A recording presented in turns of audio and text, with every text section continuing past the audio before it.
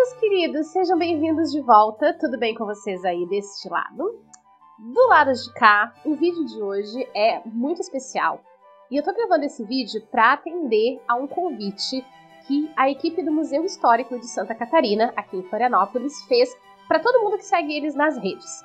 Como o nosso museu está fechado, como vários outros museus no Brasil, para manter o engajamento das pessoas com o museu, a equipe de lá está propondo que a gente faça interações com fotografias de peças importantes do acervo. No mês passado, eles fizeram uma proposta de interação com as cadeiras do palácio, já que uma das coisas pela qual o Palácio Cruz e Souza, onde funciona o Museu Histórico de Santa Catarina, é conhecido, é pela grande quantidade de cadeiras de vários estilos e cada uma mais preciosa do que a outra. E nesse mês, eles lançaram uma proposta que eu achei maravilhosa, que foi de nos propor uma interação com as porcelanas do palácio. Eles fotografaram um conjunto de porcelana inglesa que vocês estão vendo aí na tela, lindo, maravilhoso, e propuseram que nós, que seguimos o museu nas redes, fizéssemos fotos com as nossas xícaras favoritas, de porcelana ou não, de chá, de café, mug, colecionável, o que a gente quisesse.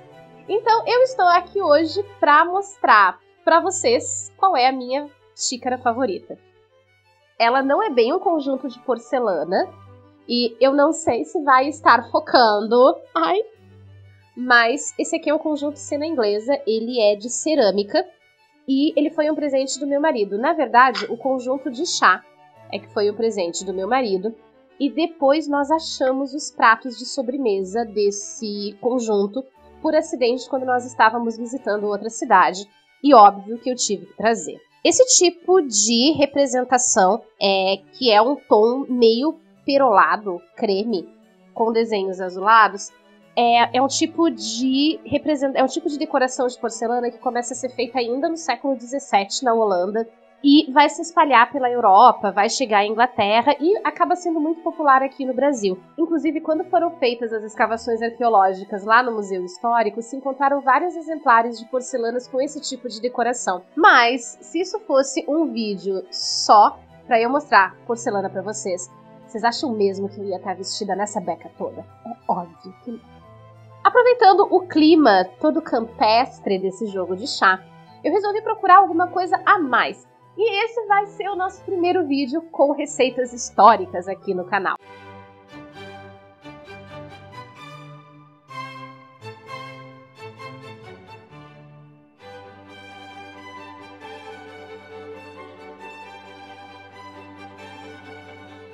Eu tô aqui agora na versão cozinha para ensinar vocês como é que nós vamos fazer essa receita de cupcake de 1796. A fonte dessa receita é um livro americano da Amelia Simmons, mas eu não lembro o nome dele agora, eu acho que é American Cooker e não tenho certeza.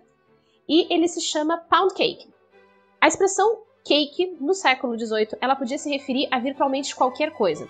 Podia ser um bolo grande, tipo bolo de aniversário, podia ser o que a gente hoje chamaria de cupcake, mas pode ser biscoito também. Então, as instruções costumam ser bastante vagas, e para fazer essa receita, eu tô basicamente seguindo as reflexões e as instruções do Jess Townsend, que é um canal maravilhoso de culinária do século XVIII, que inclusive eu vou deixar linkado para vocês aqui em cima. Eu não tô fazendo a receita inteira porque ela é imensa, então eu reduzi a receita pela metade.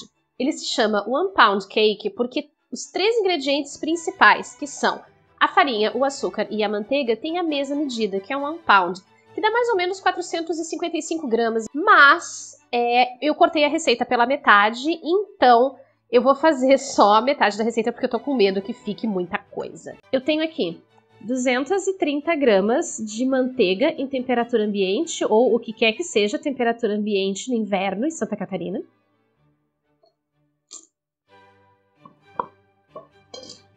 Eu tenho aqui 230 gramas de açúcar comum, que nós vamos misturar aqui.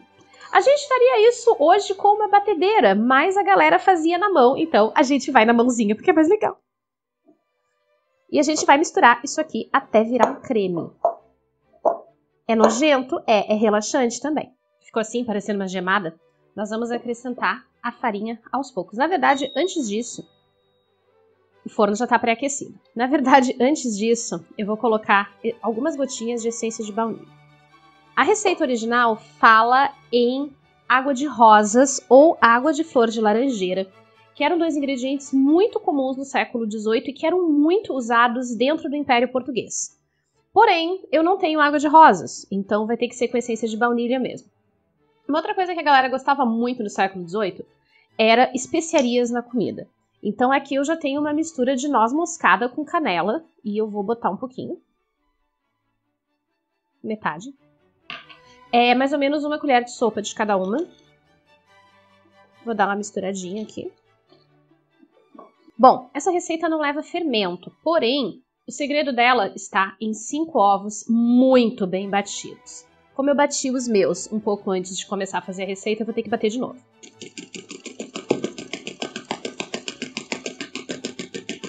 Quanto mais você bater e mais ar você incorporar nessa mistura, mais fofinho vai ficar o cupcake. Vou adicionar essa mistura aqui.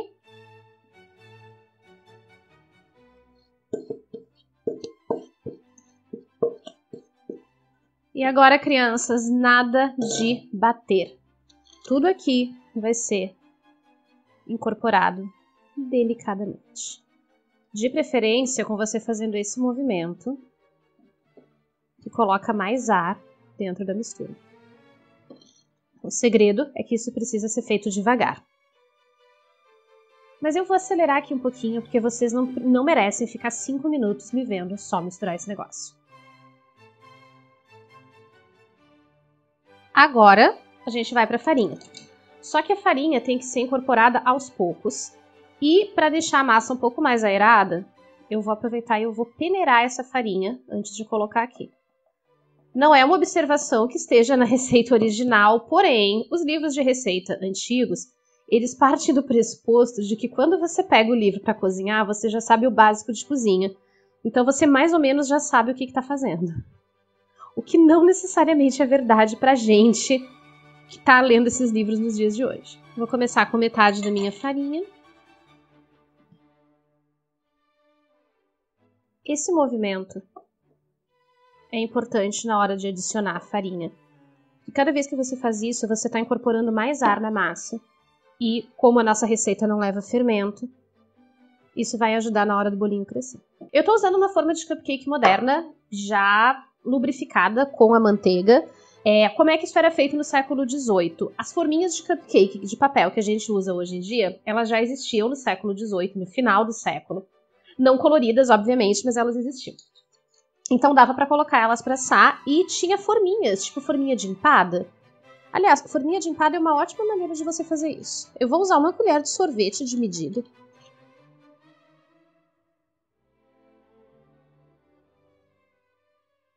A gente vai dar umas batidinhas com essa forma, com cuidado, que é pra massa sentar, e aí eu vou mandar esses bonitinhos pro forno.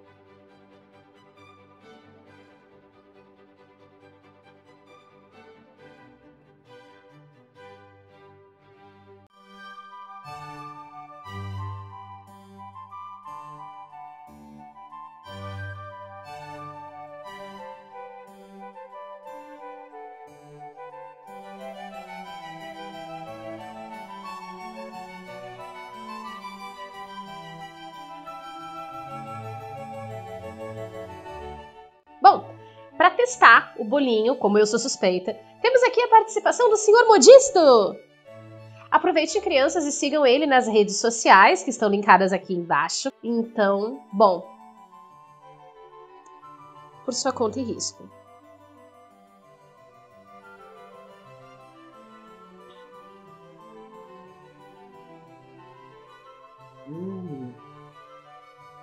Meu Deus.